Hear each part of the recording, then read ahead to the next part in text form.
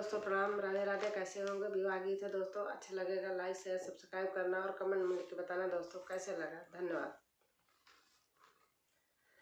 इंद्र से सुंदरा बादल गरजाई, बादल से सुंदरा घामाजी।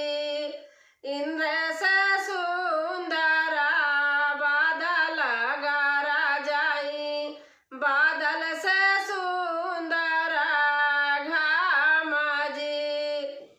दरस से सुंदरा दुल्हे कावन रामा, अर्पण भी ना उठावा सुखाई जी।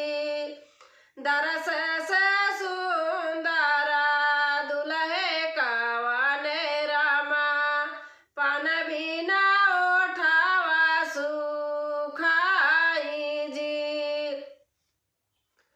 के तोरा बिसराई थैली सराउती, अरे के तोरा हाथे कारू माला जी।